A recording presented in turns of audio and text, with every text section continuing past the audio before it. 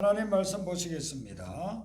마태복음 13장 1절부터 9절 말씀입니다. 신약성경 20페이지에 있는 마태복음 13장 1절부터 9절 말씀을 교독하도록 하겠습니다.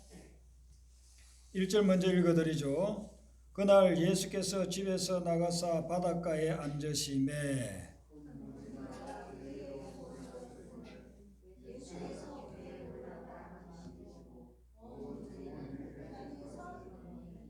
예수께서 비유로 여러 가지를 그들에게 말씀하여 이르시되 씨를 뿌리는 자가 뿌리러 나가서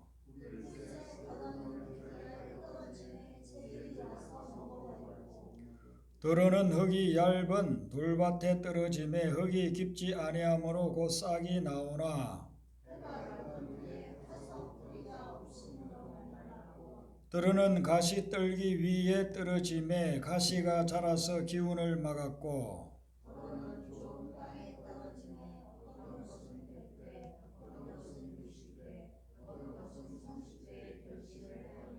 같이 읽습니다. 기 있는 자는 들으라 하시니라. 아멘.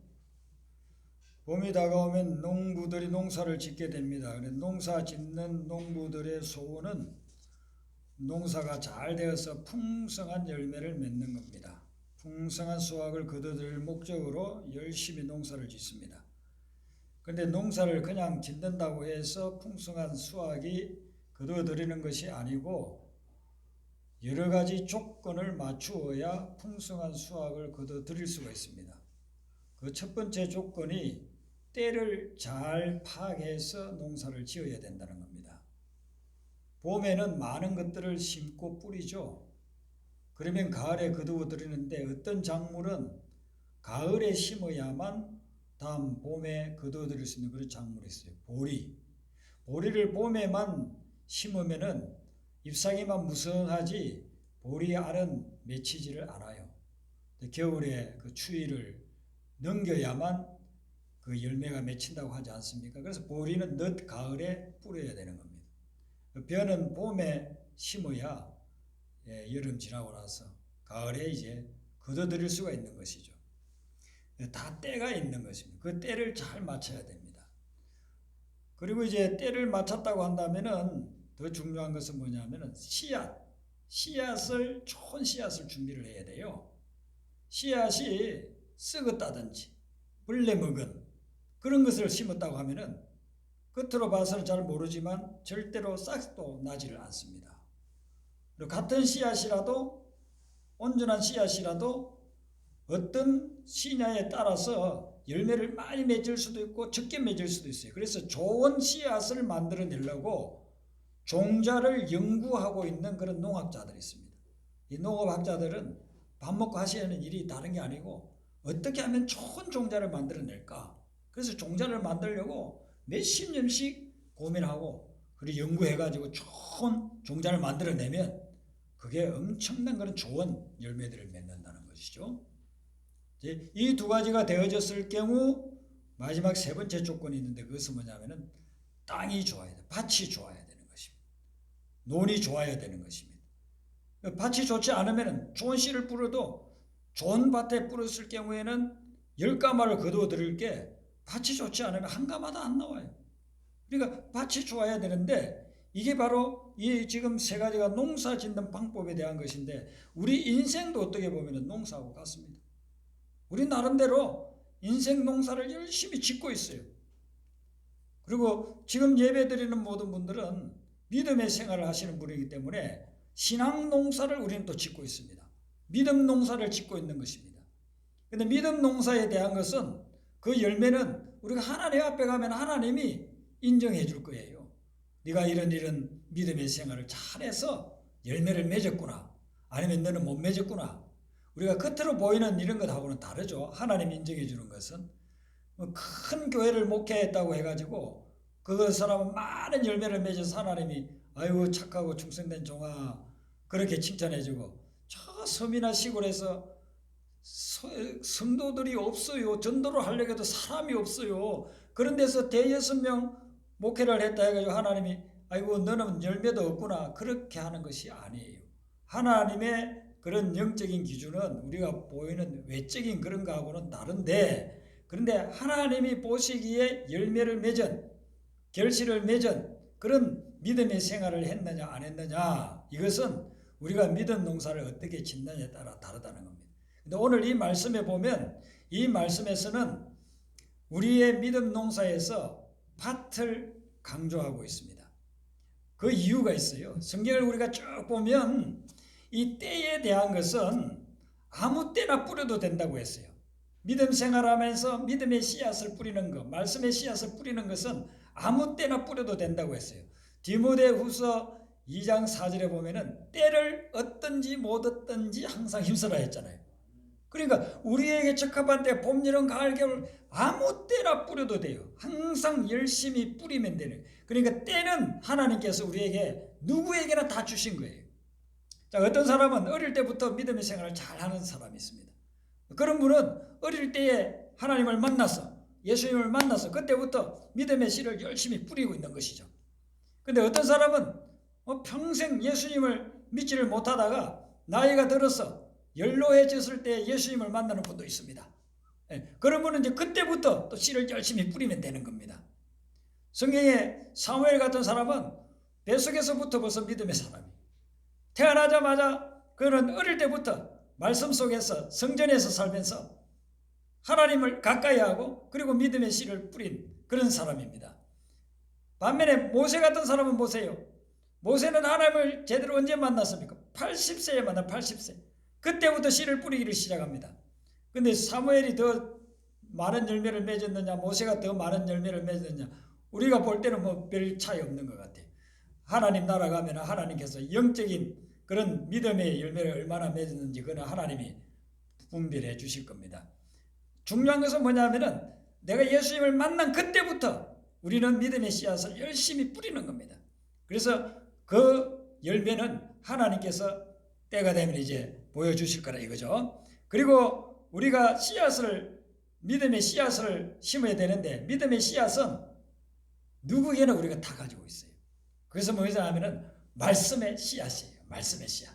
이 말씀의 씨앗은 수천 년 동안 씨앗 중에 제일 좋은 씨앗이라는 것이 판명이 되어졌습니다.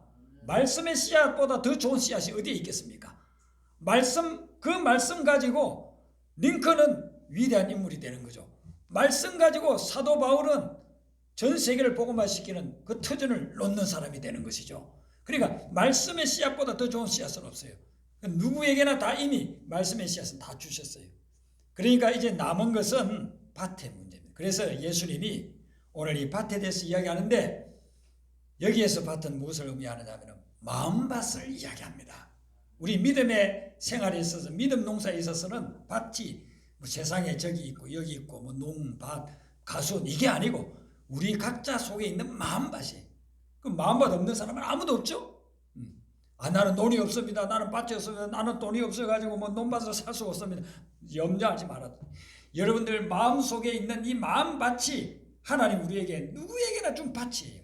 근데 이 밭을 좋은 밭으로 만들면 나중에 하나님이 인정해 줄 수 있는 그런 좋은 열매, 풍성한 수확을 거두어 드릴 것이지만은 그 좋은 밭이 안 되고 있으면은 아무리 뿌려도 잘 안 된단 말이죠. 그래서 오늘 이 말씀 속에서는 어떻게 하면은 우리 마음밭을 좋은 밭으로 만들 수 있을까? 이걸 지금 말씀해 주고 있는 것입니다. 자, 첫 번째 보면은 우리가 이 마음밭을 좋은 밭으로 만들려고 하면 하나님의 말씀을 자꾸 묵상하고 깨달아야 돼요. 깨닫는다는 것은 그러구나, 이건 머리로만 아는 것을 이야기하는 게 아니에요. 머리로서 깨달은 것을 삶에 실천하고 적용하는 것, 그것까지를 포함하는 거예요. 여러분, 저기에 어떤 사람이 굶어 죽어가고 있다. 그러면 나는 지금 먹을 게 풍부해요. 저 사람을 도와줘야 되겠다. 깨닫는다는 것은 뭐냐면 그 사람이 직접 먹을 것 같다. 밥도 갖다 주고 빵도 갖다 주는 것을 이야기하는 것이지, 깨달았다는 것이 나는 그냥 머릿속으로만 생각만 하고 가만히 있으면 그 깨달은 게 아니에요. 오늘 이 말씀을 비유로 하니까 제자들이 다 이해를 못하는 거예요. 그래서 제자들이 예수님께 와가지고 예수님, 아주 멋진 말씀 같은데 무슨 뜻인지 저희들이 잘 모르겠습니다. 좀 풀어서 해석을 해주세요. 그래서 예수님이 이 말씀 다음에 그 제자들 그런 말을 듣고 풀어서 해석해 준 말씀이 18절부터 23절에 나옵니다. 그래서 이 비유가 잘 이해가 안 되는 분은 18절부터 23절을 자세히 읽어보면 거기에 다 지금 해석이 나와 있습니다.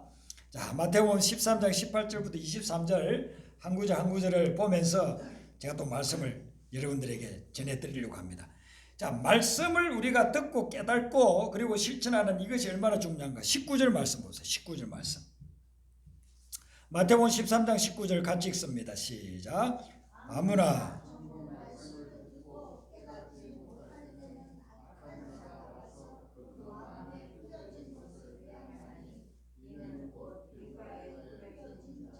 아멘.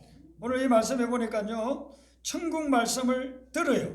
우리가 설교 시간에 듣잖아요. 유튜브를 통해서도 듣잖아요. 또 뭐 듣는다는 것은 성경을 읽는 것, 경건서적을 읽는 것, 이런 것도 포함될 겁니다. 그래서 들었어, 또 읽어서 내 머릿속에 들어왔어요. 그랬는데 깨달지 못할 때가 있어요. 깨달지 못하면 마귀가 가져간다는 겁니다. 악한 자라는 거, 여기 마귀가 내 마음에서 그 말씀을 다 빼앗아 가버린다는 겁니다. 그래서 여러분들이 말씀을 들을 때 항상 깨달으려고 귀를 기울이시기를 바랍니다. 오늘 이 말씀의 마지막 절을 보세요. 9절에 귀 있는 자는 들으라 그랬잖아요. 귀 없는 사람이 누가 있어요? 다 귀가 있지. 들을 귀, 깨달을 귀를 가지라 이거죠. 그래서 듣고 깨달아라 이라는 말씀입니다. 그 말씀이 많이 들었던 말씀을 내가 깨닫는 순간 거기에서 성령의 역사가 일어나는데 깨달지를 못하고 있으면 마귀가 그 말씀을 가져가 버려요. 지금 신앙생활을 10년 하신 분, 20년 하시면 평생 하신 분들 계실 겁니다. 그동안 얼마나 많은 말씀을 여러분들이 들었습니까? 저도 목회자니까 더 많은 말씀을 여러분들보다 더 많이 들었습니다. 근데 그 말씀을 다 깨닫느냐면 깨닫지 못할 때가 너무나 많아요. 한 10%나 깨달을까? 그렇게 깨달지 못하고 나머지는요, 90%는 내가 듣기는 들었는데 깨달지 못하고 있으니까 마귀가 그걸 가져가 버리는 거예요. 얼마나 아깝습니까? 그 생명의 말씀 내가 깨달아서 하면 생명의 역사가 일어날 텐데 깨달지 못하고 있으니까 그 마귀가 가져가 버린다. 그게 어떤 밭이냐면 길가라고 해요. 길가. 여기서 길가밭이라고 하는 것, 우리 마음밭이 길가와 같은 경우가 있다는 것인데, 여기 길은 시멘트 길이라든지 여기 아스팔트 길, 뭐 여러분들이 지금 차를 몰고서 예배드리러 오셨는데 그때 지나쳤던 아스팔트 길을 말하는 게 아니에요. 거기다가 씨를 뿌리는 농부가 누가 있겠습니까? 아무도 없어요. 아스팔트에 아무리 씨를 뿌려봐야 거기 물이 나겠어요. 다 죽어버리지. 그러니까 거기에는 농부가 그 길가라고 해서 뿌리는 게 아니래요. 여기 길가는 시골에 가보면은요, 밭과 밭 사이에 이렇게 밭두렁, 또 농가 논 사이 논두렁이 있죠. 그걸 이야기하는 거예요. 거기에 사람들이, 농부들이 왔다 갔다 하면서 걸어다니다 보니까 원래는 논에 있는 흙이고 원래는 밭에 있는 흙이고 그런 부드러운 흙인데 자꾸 밟고 다니다 보니까 이게 단단하게 굳어버린 거예요. 그래서 거기에 이제 씨를 뿌리다 보면 그러면은 새들이 와가지고 다 쫓아 먹어버려요. 논이나 밭에 뿌려놓으면, 그래서 흙을 덮어놓으면 새가 와도 이거 쫓아 먹지를 못하는데 길가에 그 널려 있으니까 그 씨앗을 그냥 쪼아 먹어버린다는 것이죠. 우리가 삶을 사면서 사람들에게 밟히다 보면 우리 마음이 길가밭처럼 단단해져 버린다는 겁니다. 지금까지 여러분들이 삶을 살아오면서 사람 때문에 얼마나 많이 힘들고 어려웠습니까? 인간관계에 얼마나 많은 어려움을 당하고 상처를 받았습니까? 그래서 마음을 찍을 수 있는, 마음을 볼 수 있는 현미경이 있다라든지 아니면 MRI 찍을 수 있는 것이 있다고 한다면은 여러분들의 마음을 보면 마음이 다 굳어 있어요. 어릴 때는요, 말랑말랑했어요. 어릴 때는 굉장히 부드러웠어요. 그래서 말똥이 굴러가는 것만 봐도 웃어요. 지금 말똥 굴러가는 거 보면서 누가 웃어요? 아무도 안 웃지. 우리의 마음이요, 그만큼 굳어져 있다는 거, 딱딱해져 있다는 거예요. 삶을 살아오면서 사람들에게 상처받고 이런 것 저런 것 때문에 상처받고, 그래서 이제 상처가 굳으면 우리 딱딱해져, 피가 흘러가지고 굳으면 딱딱해지듯이 지금 딱딱해져 있어요. 거기에 말씀이 들어가면은요, 말씀이 흡수가 안 되고 그냥 마귀가 와가지고 그 말씀 다 가져가고. 설교 시간에 말씀을 듣는데 내 마음이 딱딱해져 있으면 말씀이 들어오질 않아요. 깨달지를 못하는 거예요. 그러다 보니까 이게 마귀가 가져가버려요. 그 생명의 말씀, 귀중한 말씀을 받아들이고 아멘 아멘 받아들이면 놀라운 역사가 일어나는데 그걸 받아들이지 않고 깨닫지를 못하니까 이 말씀이 다 그냥 헛된 대로 가버리는 그런 사람들이 많이 있다. 예수님 지금 이 말씀이에요. 네. 씨를 뿌렸는데 길가와 같은 그런 마음밭이 되어서 있는 사람들이 있다. 그래서 이 길가를 좋은 밭으로 만들어야 되는데 이 길가를 좋은 밭으로 만들려고 하면 어떻게 해야 되느냐 하면은 말씀을 묵상하고 말씀을 깨달아야 된다는 거예요. 그럴 때에 마음밭이 점점 부드러워진다는 것입니다. 가령 우리가 상처받고 마음이 이렇게 딱딱해진 게 뭡니까? 어떤 사람이 나에게 엄청나게 잘못을 했어요. 그래서 그 사람 때문에 내가 많은 피해를 당했다고. 도저히 용서할 수 없어요. 그 상처가 다 있어가지고 도저히 용서하지 못하는 거예요. 그리고 그 사람을 생각하면요 그냥 피가 거꾸로 막 솟는 거예요. 마음이 그 사람 때문에 많이 딱딱해져 있습니다. 그런데 말씀에 들어가 보니까 사람은 다 죄인이다. 그도 그럴 수밖에 없는 이유가 있을 것이다. 불쌍히 여기고 용서하라. 내가 너의 죄도 다 용서해 주었으니 그의 죄도 너가 용서해 주라. 이 말씀을 다 묵상하고 깨달았어. 깨닫는 순간 내가 그 사람 용서하겠습니다. 주님. 용서를 하면은요 딱딱해 있던 마음이 부들부들해지는 거예요. 어떤 사람에 대해서 오해가 있었어요. 오해가 있어서 말도 안 해. 옆에 살고 있는데도 말도 안 해. 직장에서 매일 만나는데도 말도 안 해. 그런데 이해를 하라. 말씀을 묵상하다 보니까 이해하라. 이런 말씀이 있는 거예요. 그래서 저 사람이 저럴 수밖에 없는 거. 살아오면서 얼마나 저 사람도 상처받고 힘들었으면 사람을 대할 때 이렇게 대할까.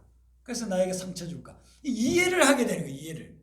이해를 하니까 그동안 딱 막혀있던 마음이 쫙 열리면서 부들부들해지는 거예요. 말씀이 들어가서 그 말씀을 깨닫게 되면 우리의 마음이 점점 부드러워지는 거예요. 그래서 오늘 여러분들에게 임하는 말씀, 또 이번 한 주간 동안 여러분들이 묵상하면서 또 여러분들에게 도전해 주는 그 말씀을 여러분들이 깨닫고 삶에 적용해 나가면 그러면 여러분들의 마음밭이 좋은 밭으로 변화될 줄로 믿습니다. 그렇게 좋은 밭으로 마음이 바뀌어져야 그래야 거기에 말씀의 씨앗이 뿌려졌을 때 열매를 맺게 된다는 것이죠. 자, 두 번째 이제 한번 보겠습니다. 두 번째 우리 마음밭을 좋은 밭으로 만들려면 어떻게 해야 되냐면은 우리 마음에 있는 돌을 제거해야 돼요. 돌을 제거해야 돼요. 마태복음 13장 20절 21절 예수님 이제 해석한 부분을 한번 보겠습니다. 20절 21절 같이 읽겠습니다. 시작.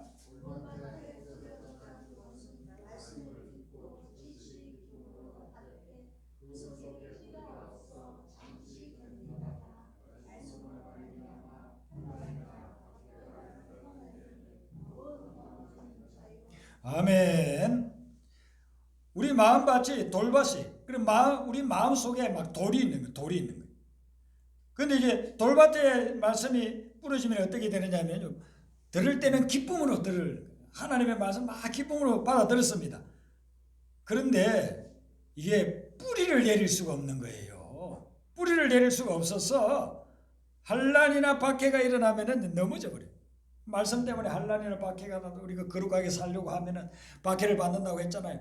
그러니까 뭐 얼음이 있고 제대로 뜻대로 살아가려고 하고 그냥 선하게 살아가려고 하면 주변에서 가만 내버려 둡니까?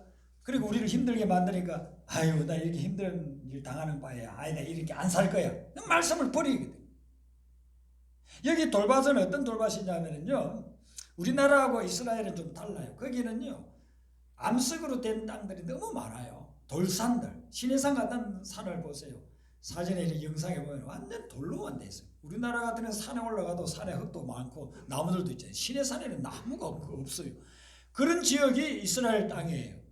그러니까 밭이 있는데 흙만 이렇게 우리처럼 그냥 흙이 많은 밭이 좀 드물어요. 밑에는 바위인데 그 위에 한 1cm, 2cm 정도 흙이 약간 덮여져 있는 그런 데를 밭이 있어요. 그런 데를 밭인 줄 알고 씨를 막 뿌려놓으면은요 어떻게 되느냐 하면은 이렇게 밑에가 바위니까 햇빛이 나면 금방 따뜻해져요. 그렇게 따뜻해져서 이제 열기가 있으니까 뿌린 씨앗이 쉽게 발화를 하는 겁니다. 발을 해서 이제 뿌리를 내리는데 내려가다 보면 1cm, 2cm밖에 안 내려갔는데도 뿌리를 더 이상 내릴 수가 없는 거예요. 그러니까 이것이 이제 자라다가 그냥 말라 죽어버리는 것이. 그걸 지금 돌밭이라고 그렇게 이야기하는 거예요. 한란과 박해가 오면은요, 그 밑에 밑바닥에서 더 이상 뿌리를 뻗어서 나갈 수가 없으니까 그 작물이 그냥 말라서 죽을. 밀을 뿌리고 그냥 보리를 뿌리고 기리를 뿌렸는데 얼마 안 가니 며칠 처음에는 잘 나는 것 같아요. 비가 왔고 뭐 땅도 젖어 있으니까 처음에는 무럭무럭 잘 자라는 것 같더니 며칠 후에 가보니까 그냥 시들시들해져 버렸네. 그게 우리 마음밭에 돌이 있으면 그 돌을 제거하지 아니하면 우리 마음에 있는 믿음 농사가 그렇게 망쳐진다. 저는 40대 초반에 요로 결석이 생겨가지고요, 아주 혼난 적이 있습니다. 새벽에 새벽 기도를 인도하러 가야 되는데 갑자기 왼쪽 아랫배에 목통이 막 느껴지는 겁니다. 근데 뭐 곧 없어지겠지. 없어지질 않아요. 뭐 병원에 막 갔다니까. 새벽 기도 인도하러도 못 오고. 근데 나중에 병원에서 요로의 결석이 생겼다. 우리 썰개에 담석이 생깁니다. 그거 내버려두면 생명이 위독합니다. 근데 우리 마음에도 돌이 자꾸 생기는, 돌이 생겨요.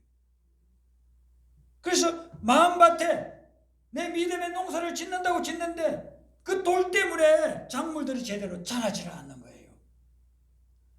담석에 있는 돌이 삐죽해가지고 이렇게 움직일 때마다 찌르는데 얼마나 고통스럽습니까? 마음의 믿음의 농사를 지어야 되는데 돌이 있으면 누가 가다가 지나가다가 한마디 하면요, 그것 때문에 그냥 확 화가 올라오는 거예요. 좋은 관계를 맺고 있다가도 내 돌에 대한 그런 부분을, 돌을 건드리면, 내 마음속에 있는 돌을 누가 건드리면요, 그냥 관계가 깨져버리는 거예요. 그래서 믿음의 열매를 제대로 맺을 수가 없어요. 그래서 우리는 기도하면서 우리 마음을 이렇게 점검해 봐야 됩니다. 내 마음에는 어떤 돌이 들어있는가. 그리고 성령의 칼로 그 돌을 다 떼내시기를 바랍니다. 여러분들 마음을 이렇게 봐야 돼요. 누가 알겠어요? 예. 성령만이 우리의 마음속을 들여다보고 다 분별하고 깨우쳐 주시거든요. 그러니까 기도하면서 성령의 지혜를 얻어서 내 마음속에 무슨 돌이 있나를 찾아내야 돼요. 그리고 그것을 영적으로 수술해야 됩니다. 성령의 칼을 가지고 그 돌을 다 이렇게 떼내야 돼요. 그래서 여러분의 마음을 부드러운 흙으로만 만들어 놔야, 그래야 거기에 열매 맺는 농사가 된다는 것입니다. 다른 사람 몰라요. 물론 뭐 오래 같이 산 사람들은 이렇게 좀 알 수는 있겠죠. 그런데 뭐 나를 잘 아는 사람이 누가 있겠습니까? 뭐 부부지간에 평생을 살아도 모를 때가 많잖아요. 그러니까 성령 앞에서 기도하면서 내 마음속에 어떤 돌들이 있는지, 예수님이 지금 말씀하신 돌밭, 내 마음밭에서 돌이 있는 그런 부분들을 다 제거해야, 그래야 믿음의 농사를 잘 지을 수 있는 거예요. 그걸 찾아내야만 되는 것입니다. 여러분들 기도하면서 그걸 찾아내지 않고 가만히 있으면 그 돌이 어디 갑니까? 그 평생 그냥 있는 거 아닙니까? 그래서 여러분들이 마음속에 있는 돌을 이렇게 제거하면 그때부터는 마음이 평안해지고 안정해지면서 무엇이든지 인내할 수 있고 끝까지 견딜 수 있는 그런 마음이 되는 것입니다. 그러면 그 마음속에서 믿음의 열매들이 맺히기를 시작하는 것이죠. 세물 존슨이라고 하는 분은 위대한 일은 힘으로 되는 것이 아니라 인내로 된다, 그런 말을 했습니다. 위대한 일이 힘으로만 되는 줄 아느냐? 아니다. 인내할 때 위대한 일이 이루어진다고 그랬어요. 아기를 가진 산모가 아주 힘이 있는 산모라고 해서 애가 5개월 만에 태어나는 게 아니에요. 힘이 없고 연약하다고 해서 그 사람이 20개월 만에 애 낳는 것도 아니에요. 10달을 인내하고 참으면 애가 나오는 거예요. 그러듯이 우리의 삶에 있어서도 인내할 때 열매 맺게 되는 그런 부분들이 많아요. 그러니까 이 돌밭 같은 내 마음밭을 돌을 하나씩 하나씩 드러내야 돼요. 드러내고 인내하면, 그럴 때 거기에서 열매 맺는 역사가 일어난다는 거죠. 세 번째를 한번 보시면 세 번째 밭은 무슨 밭입니까? 가시떨기 밭이라고 되어 있죠. 자, 이 가시떨기에 대해서 또 예수님이 해석해 놓은 부분이 22절입니다. 마태복음 13장 22절 한번 같이 읽겠습니다. 마태복음 13장 22절 시작.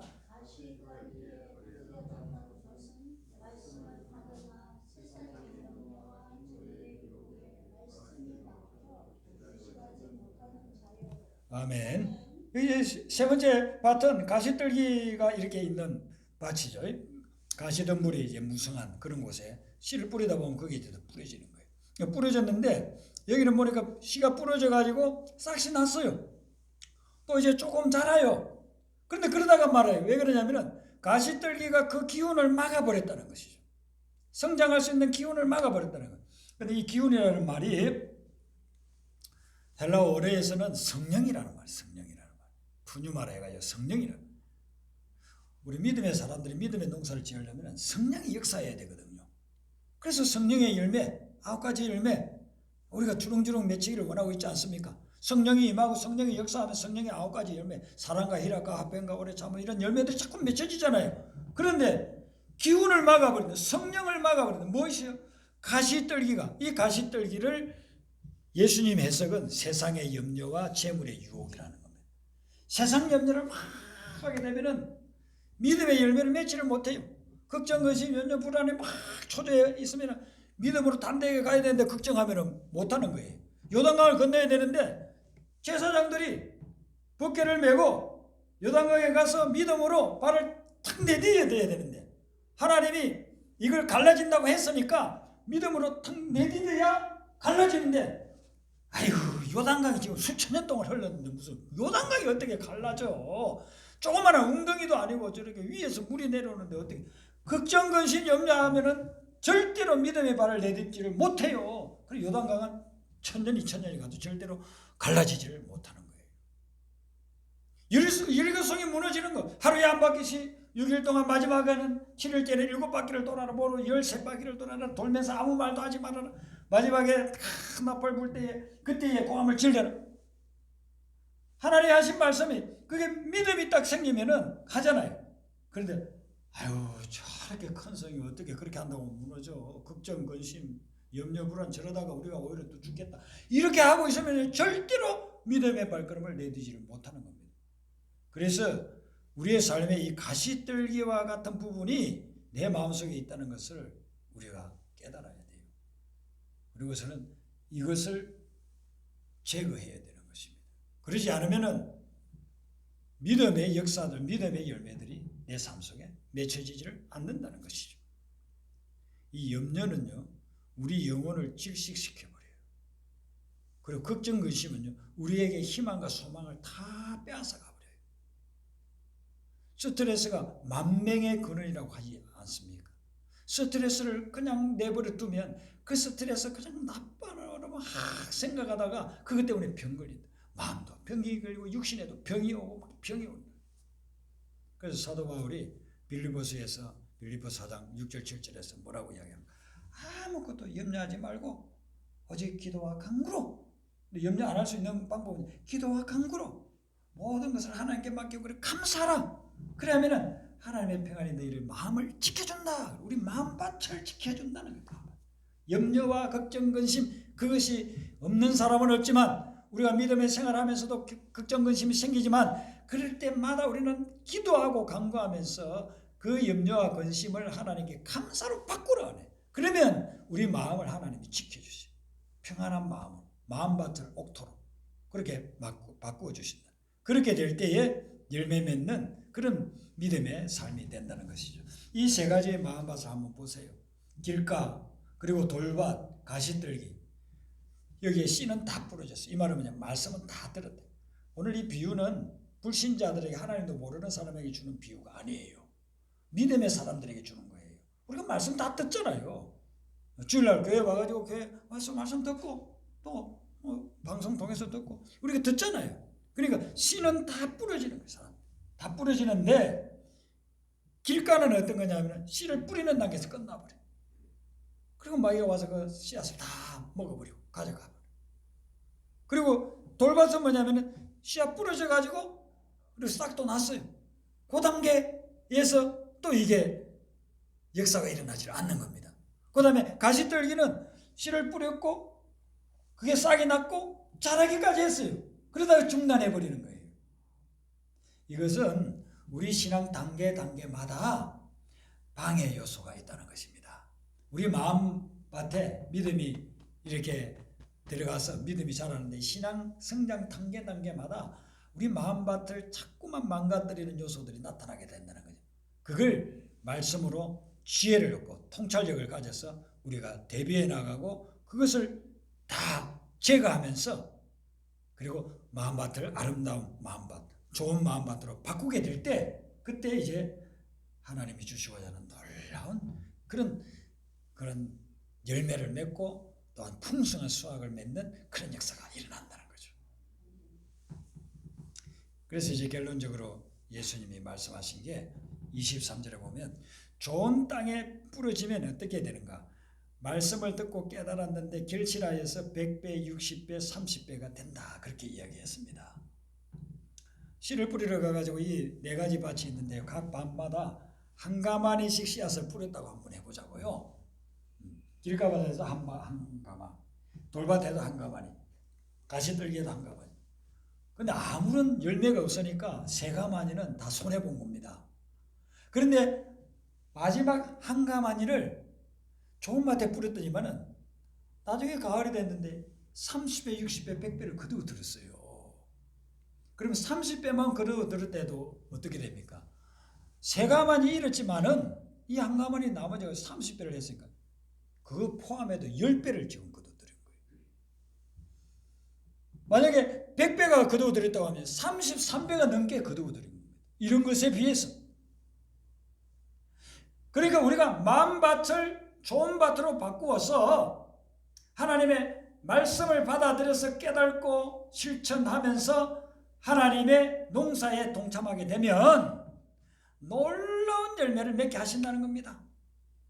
전도할 때나 선교할 때도 마찬가지입니다. 선교사 한 분이 들어가가지고 어떤 데는 버마의 복음을 전했던 분은요 가가지고 10몇 년 동안 한 명도 전도를 못해. 그래도 하나님 앞에서 복음 전도가 할 때 나중에는 수천 명이 그분을 통해서 주님 앞으로 돌아오는 그런 역사들이 일어나거든요.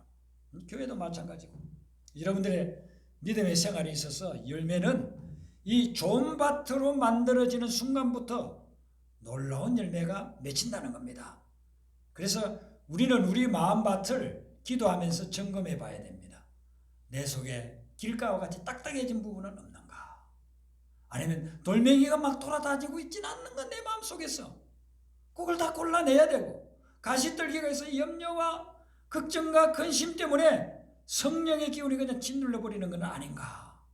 그리고 그런 부분들을 갖다가 다 기도하면서 간구하면서 하나님께 맡기고 그리고 감사로 바꿀 때 그때에 성령의 기운이 역사가 나타나고 그리고 열매를 맺게 되는 그런 역사가 일어난다는 것이죠.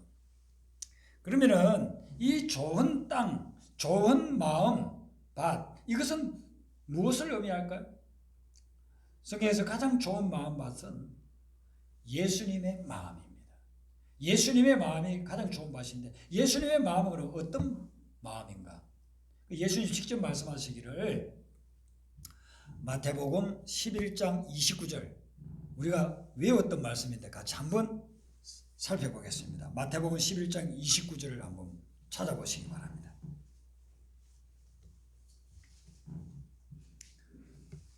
마태복음 11장 29절 말씀 찾으셨으면 같이 읽겠습니다. 시작.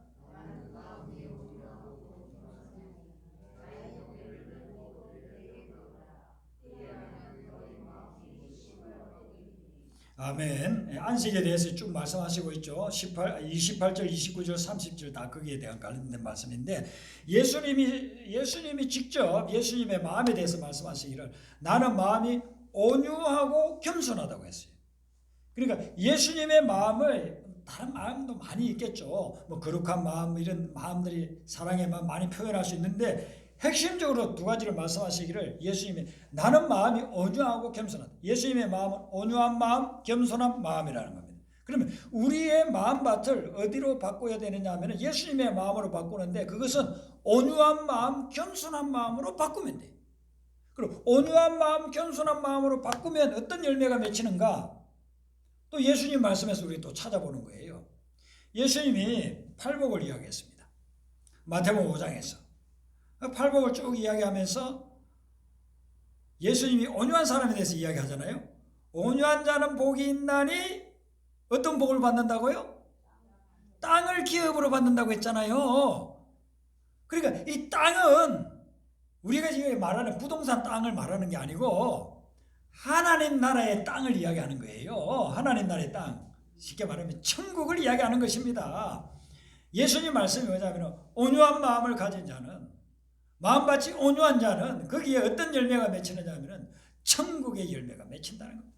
천국을 소유하게 된다는 겁니다. 얼마나 큰 축복입니까? 얼마나 아름다운 열매입니까? 그 다음에 이제 겸손한 자. 겸손한 자가 맺는 그런 열매에 대해서는 마태복음 18장에 보면 예수님의 제자들이 예수님을 찾아와가지고 물어요.